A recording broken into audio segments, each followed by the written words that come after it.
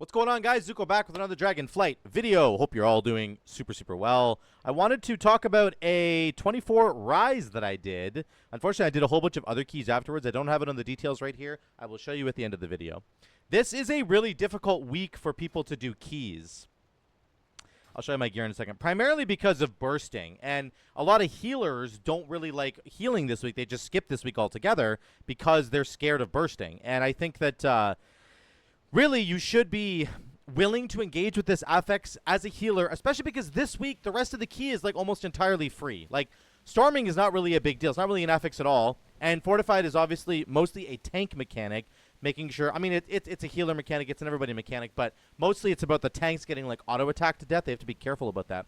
This is the only real affix you have to deal with. So it's on us this week to make sure that we play really well so that our teams can be successful and you can time keys. Like, if you're willing to play as a healer this week, you will time keys. I promise you, you will time keys. It's just all about dealing with that bursting. Here's the build that I ran with.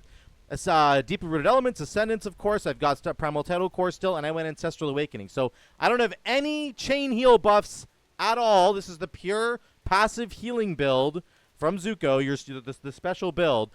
I do think it's perfectly fine to go with some chain heal stuff this week. Take Tidebringer, take High Tide if you want, even go in and take Ancestral Reach or Flow. Honestly, it's okay, okay? I promise you, it's okay. You can do that. I just wanted to see if I could do this kind of content, especially bursting, with a passive build like that. So let's just dive right in and we'll take a look. I'll show you what it looks like. Now, the opener on Rise is a very difficult portion of the key. You're looking at 50% of your entire trash count before the first boss. You also have 3 mini-bosses on this platform. Okay, this is a really difficult portion of the dungeon. It's half of the entire dungeon, and on fortified weeks, it's even more significant because they're all buffed. The bosses aren't buffed; they're buffed. These mobs are buffed. So, very important to pay attention during this opening section. You can't be sleeping here, and you need to be willing to blow cooldowns.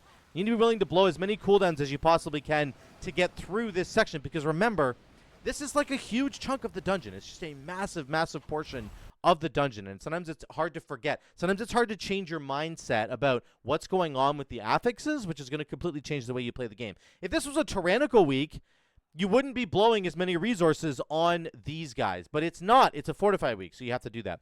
One thing about bursting, I just want to be really clear about. Towards the end of every pull, you need to be thinking about bursting. There's 3 mobs right now that are about to die, and they're about to give us bursting stacks. Very important to understand when should I be using my cooldowns. Why? How do I deal with bursting? Well, right now, we have 4 stacks of bursting, so that's going to warrant me potentially using a cooldown. I pop Ancestral Guidance here, which I actually didn't even need to do. I popped it late. But if you start getting stacks of bursting, that are like 5, 6, 7, 8 stacks of bursting, that's serious trouble, and it's going to require you to blow a cooldown. You need to organize your brain to think about blowing your cooldowns at the end of a pull, not necessarily during the pull. During the pull, you want to lean on your mana and use a lot of your heavy-hitting spells, dig into your mana in a big way, and that's going to help deal with the damage that's coming out. This was so stupid. Look at how dumb this is. Look at where I'm standing. Look at this. I'm over here, and then I'm out of the ring. I'm out of the ring, and I die. This game is silly. And then I res, and I die again. This is a very bad sequence of events. What I want to say, though, is that during moments like this where Radiance is going off from this chick is really nasty. She does a lot of damage. The orbs are a one-shot. The monk dies multiple times here. I think he runs back in. Does he die again? Look at him. He's right here. The monk is right here. And he dies again. Like, we threw pretty hard in this moment. That's a big time throw. Anyway, during these moments when Radiance is going off, use your mana. Try not to use your cooldowns too much, because on the next pack that you kill, you're going to need your cooldowns once they all start dying. Once again, here comes the death. About 3 seconds here. There's 3 stacks of bursting. If we were to get up to 5 stacks bursting, if we were to extend bursting over and over again, you have to blow a cooldown. Now, these guys did a really good job, actually, of not extending bursting. That's one of the worst things you can possibly do, is Like, have 3 or 4 stacks of bursting, and then right when it's about to drop off, you get 5, and then 6. It's so annoying. On this mini-boss here, when he jumps and does his binding grasp, just go kick it as the Shaman. Even if you're a Resto Shaman, just make it your job to go kick it, and everybody else can deal with the Epoch Bolts and the Corroding Volley. Let everybody else deal with that. You can be the one to go and kick this guy every single time. You can get it every single time, and I think you should. Just make sure you're not standing in the right. Look, I'm pre-positioning here. I'm running out. I kick him. Boom. I go back to the fight. It's a really good thing you can do for your team as a Resto Shaman. It's very, very easy to get in the habit of doing that. Now, I think we spent way too much time killing this guy, but it is what it is. And then we pull this anyway. We should have just pulled this with the mini-boss, I think, realistically speaking. But anyway, it's fine. End up killing this. And then it's time for Tyr. Tyr, the Infinite Keeper. This guy is a tough boss, whether you're on Tyrannical or Fortified. What you want to do is, as soon as he's casting Spark of Tyr, get ready to dispel somebody right away. Right away. Watch this. The spark goes off. I dispel this guy right away. Okay? Don't wait. Do not wait. Because then you're going to let the other one sit there. Now, this guy comes in and soaks, which is not – he should not have done this. He came in and soaked, and then there's 2 people sitting outside the ring. He came in to soak, and then he decided against it. So now there's only 3 of us standing inside of this ring, and I die. Through a Spirit Link, by the way. So you need 4 people soaking. You need 4 people soaking. Anyway, whatever. It's not a big deal. Again, just another annoying thing. And then the second bomb goes off. That's not really how that should go, but it is what it is. Then we get the intermission. Drop your Wind Rush Totem to speed everybody up to go collect balls. And then you should just act. You should just act as the ball protector around this pillar. Don't go collecting too many balls. Your teammates really should be the ones getting them because it gives them a big damage and haste buff. It's going to be really, really good for you to get through this fight. I'm not saying you can't do it, but again, Spark of Tears coming out. We dispel it right away. That guy's almost dead. It's okay. We're going to recover. That guy needs to stand up. I need to get in for the soak. I pop Ascendance. That DH did the right thing. Well played by him. We recover. I get the second dispel. There you go. That's the main danger of this fight is the dispels for you as the healer. So once again, I'm guarding the pillar here. I'm just guarding the pillar, letting everybody else collect the balls. I'm guarding. I didn't even get any ball. I got 1 ball that time. That's fine. You want your DPS to get it. Okay? Now I'm pre-positioning here. Here comes the Spark of Tears. We're dispelling right away. Boom. 1 dispel. Now we're recovering. I'm going to get the second dispel right now because we don't have to do a group soak. Thankfully, he didn't do a group soak this time. So I think I dispel the Warlock in a second here. Just doing damage. There we go. Dispel him. Perfect. Now we recover, and that's basically the rest of the fight. So that's how you want to do that. I think I died to the Dividing Blow again. Nobody soaked this. Like, anyway, I was a little upset there. Now, some of the most difficult parts of this dungeon are these packs here. The Infinite Fury Dragons. There's 3 of them in the dungeon. This is the first one, and it's very, very difficult. This is very frustrating. You do not want your group to be separated as a shaman because you want to use things like Spirit Link. You need to prep both your healing stream totems on the ground, and I would pop Ancestral Guidance as well. I don't know what happened to the DH. He took a lot of extra damage there. Like, I had stuff rolling. What happened to him here? Like, watch how quickly he dies. He has a Riptide on him as well. He's getting hit twice by something. I don't know. He's getting hit by, like, the Infinite Schism, I think. There's no way he should be taking that much damage, so I think that's on him, but I did pop a cooldown. We're almost doing 200k. The next one that comes by, I'm going to drop Spirit Link for, I think, to make sure that we survive it. There's Infinite Fury. Spirit Link is down. Again, it's very difficult in a pug because you want people to get in. This is where having a chain heal build would be a lot better, okay? So, I know you guys are probably going to talk about it in the comments. I will admit, straight up, a chain heal build would be much, much better in this particular situation. But now I've got my healing stream totems down. I'm prepped. I prop my own potion just to survive, and we're good. We get through it. Now I'm LOS. This is why you don't want to go to the top of the stairs, because your DPS will LOS you. It's very frustrating. You realistically, on this kind of a pull, you need something like 180 to 200k. 200k HPS would be comfortable on that pull. I was only doing about 170, 175, so I need to work on my cooldowns there. I need to do it a little bit better. I think the Demon Hunter, though, should not have died. That's on him. I don't know how I even get through. I think I squeaked through here. I actually think I squeaked through. This is insane. I don't usually get through these. But I managed to squeak my way through. Like an absolute legend. I'm not really a legend. I never do that on first try. Now, people are asking if we should lust on the boss or lust on the trash. You should absolutely lust on these dragons on Fortify Week. 110%. You should lust here. So we lust. We're going. This is the second set of dragon. Here's Infinite Fury number 2. The tank gets stunned. If somebody gets stunned during Infinite Fury, you really can't do anything about it. It's not really something you can do because there's so much damage going out that you have to heal.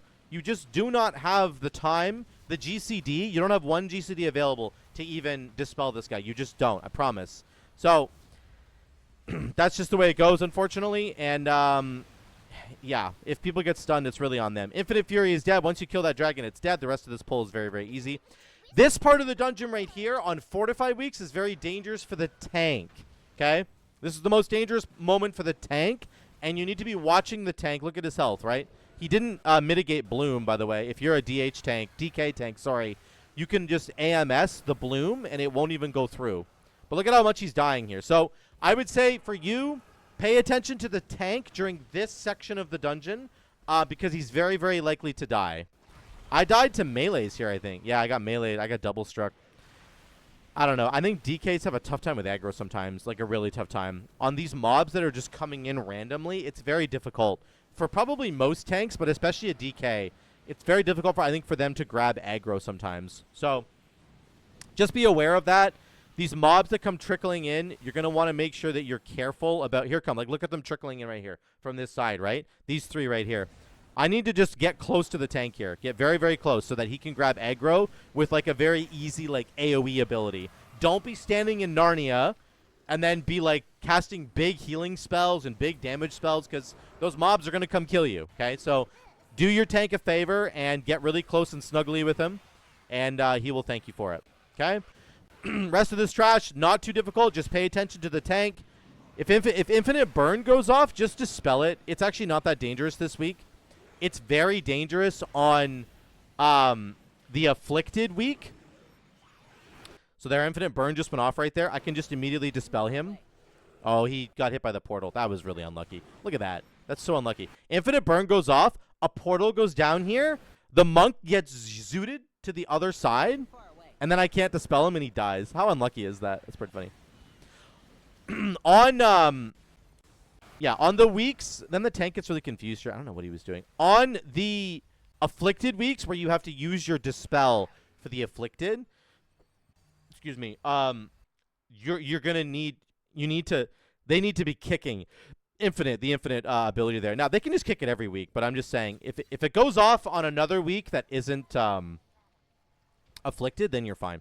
We end up having to pull these as well because we don't have a skip. The Warlock didn't know how to gate around this corner, so this is not ideal. Honestly, I think this key is easier than people think. We died 12 times already, and we're pulling what I would consider to be extra trash. This is not trash you should be killing, I don't think. And the monk dies again. I have to res him. That's even more time off the clock. Like, I'm telling you guys, this key is easier than you think it is. It's easier than you think it is.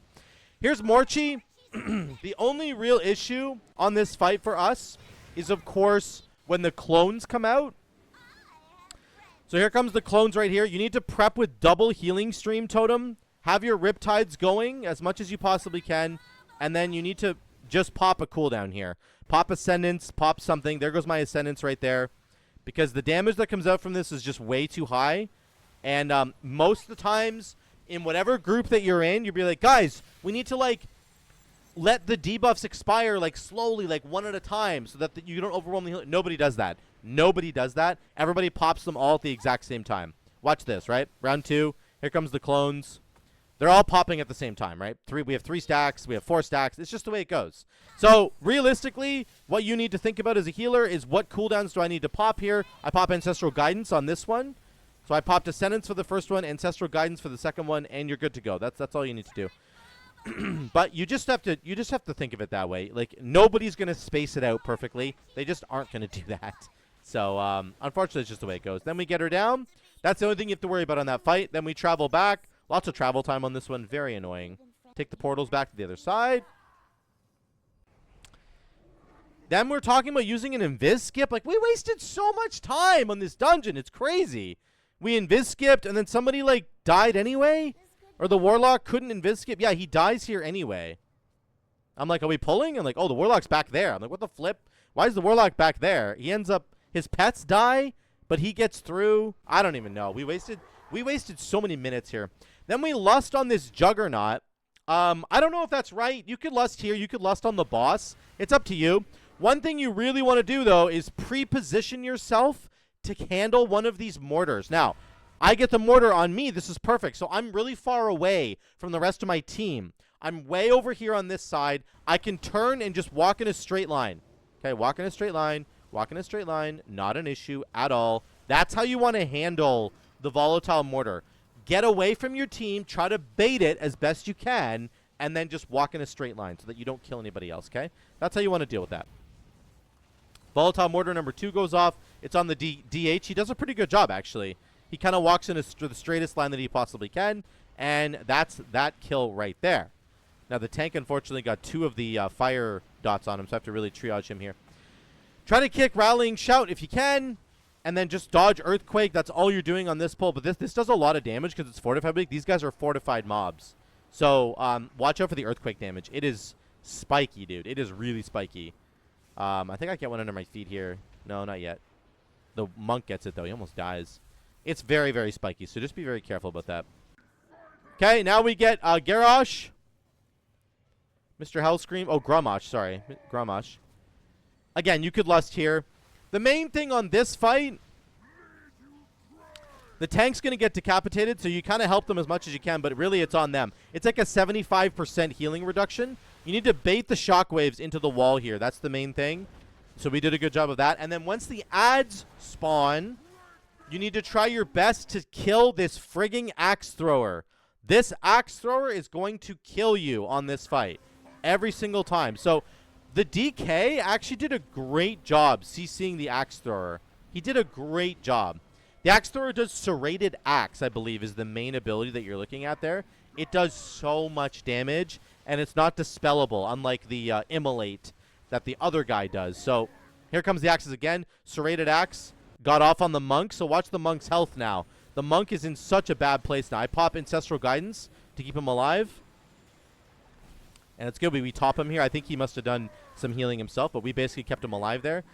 The serrated axe is just the main problem. If the serrated axe keeps getting off, you're in so much trouble. But again, there's the axe thrower. He's almost dead. I'm funneling him down, and they're CCing him. These guys did a great job, actually. This team did a great job of CCing the axe thrower until he died. So that's kind of what you want to do on this fight. That's almost the entire fight. Bait the shockwave and deal with the axe thrower. That is the main portion of this fight. That's basically all you have to do. Okay? Then you get through and you're good. Then you have to skip this. We don't even skip this. How many mistakes did we make on this key and we still timed it? I'm telling you, this key is not that difficult. It's actually crazy. The Demon Hunter just walked straight into his own death. He pulled these guys, which you do not need to pull these guys.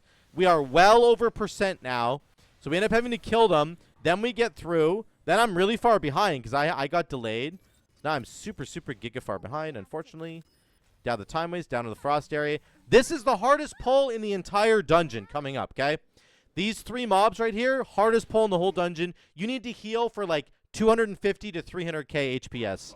And you need to get ready right away, right off the bat. Do not sleep on this pull. They're going to start doing Infinite Fury right away. So double healing stream totem. Here we go. Double healing stream right now. Healing rain. Here it comes. I pop Ancestral Guidance, I think. No, I just Spirit Link. Right off the bat, okay? That's what you want to do. You're going to use Spirit Link on one of these cooldowns, okay? I'm already doing 200k. Then we're going to end up doing Ancestral Guidance or Ascendance. I forgot which one. But here it comes. Infinite Fury number 2. Ancestral Guidance is rolling. Darkness went down. Great by the Demon Hunter. Really, really great by him. Okay. Now, it's still dangerous. We're doing 260k HPS. That's what you need doing. I'm getting a little bit of damage in before I have to heal again. Purgatory got popped on the DK. Round number 3, I've got Ascendance is ready. So I pop it right here. Riptide. Use my Nature Swiftness. Then I think on the last one I get an Ascendance proc. Again, I think. Do I use Iridol? I think I use Iridol at the very end. I'm very worried about healing, of course. Okay. Yeah, there's my Iridol right there. It's kind of a useless Iridol, but there you go. That's what you need to do. You need to use like Spirit Link on one of them, plus double Healing Stream Totem, plus Riptides. Then you have to do like double Healing Stream Totem and Riptides, plus Ancestral Guidance, plus some big chunky healing surges. Or of course you could use Chain Heal. If you're doing a Chain Heal build, very, very strong to use Chain Heal on this dungeon on there. And then the third one, we're popping our Ascendants. Now, we only have 4 minutes left for this final fight. That's okay. Our Lust timing is perfect. You're going to see it in a minute here. I'm getting out of every single orb. Before you do this fight, you need to organize who is going to do orbs. The Warlock told us that he's going to do every single orb. So he's the guy. Whether or not he starts inside of an orb or whether or not he doesn't start in an orb, he's going to get into an orb to make sure he soaks it every single time. You need to organize it that way or else it gets way too confusing. So I'm getting out of an orb every time. He's stepping into an orb every time. Demon Hunter almost died there. That was very, very close. I think I Windrush Totem here for our buddy, for our tank so he can move. Maybe I don't. I don't remember if I do. I think I do here. Windrush Totem. Windrush Totem is really good, actually, for the tank to get him to where he needs to go. He needs to get to this next spot. The less time he has to spend running, the better, because he's getting auto-attacked in the back while he's running, right? Very dangerous. Orbs are going down again. All good. We kill this final ad. While these keeper ads are up, they're going to put a dot on people. It's very, very annoying. It's called Chrono Burn. It's on the Demon Hunter right now. You need to dispel it quickly, okay? That's very, very important. I think my dispel's down. Oh, there we go. I finally dispelled the DH. I love having Demon Hunters in my key, by the way. They just leech so hard. I think I ping this ad for everybody. You want to get everybody killing the same ad at the same time. So I ping him here. I'm like, all right, guys, let's kill this ad. Get everybody on the same ad. Go left to right. You want to kill them one at a time because they keep putting out that dot. It's on me right now, right? If you have two of them going out at the same time, it's almost unmanageable. So you need to be aware of that. You need to be dealing with that. Once this final ad goes down, you want to tuck into the side so that all the little projectiles that go on the ground, they don't go into the middle of the arena. You don't want them in the middle of the arena. It's very, very annoying. So we're running, we're running, we're running. I'm popping Lust. Boom, good Lust timing. Unfortunately, I walked through a puddle here like an idiot. I almost die. Don't do that. Don't do what I just did. Just watch where you're stepping. Popping Bloodlust and dying is like a specialty of mine, I think. There's the orbs again. I can't target him for some. I'm like trying to tab target. It's like not working. I don't know what's going on. Anyway, I have Iridolls up as well for damage. Right now, I'm popping Spirit Walker's Grace so that I can heal while moving. Very important. Because otherwise people are going to die. I got an Ascendance proc as well. There's my Iridol, finally. I'm doing like no damage. But this is mostly about keeping people alive. You just need to keep people alive. Now, we're going to have to run once again. I think my healing stream totems are down right now, which is good. At least one of them is. I pop my trinket here on the monk. And then I run. I can't cast while running because my Spirit Walker's Grace is down. But that's okay. I do some triage healing here. Now, for the final big move, I have Ascendance ready to go. There's actually two more big moves, I think. The orbs are down here. We're getting a big haste buff now. By the time you get to this portion of the fight, it's almost over. So this is a big move. I pop Ascendance on this one so that I can heal people while moving, and it's going to do a bunch of extra healing. You know, I obviously can't heal while moving, but this is going to help people. The Ascendance healing is just really big. Now I have Spirit Link and Ancestral Guidance, so we're good to go. I don't know what happens on this final run here. I think I run back into an orb on the ground like an idiot. I Windrush Totem these guys to get them out, and I Spirit Link. I Spirit Link here just to make sure, and then I like dip. Yeah, I dip back into this exploding thing like an absolute idiot. So yeah, don't do that. Just run out. I don't know. I was trying to get cute with it. I think just run away. Don't worry about it. Anyway, we had lots of cooldowns at the end of the day. It wasn't a problem. I got 10 rating for that, so we're at 3128 from that. Very, very cool.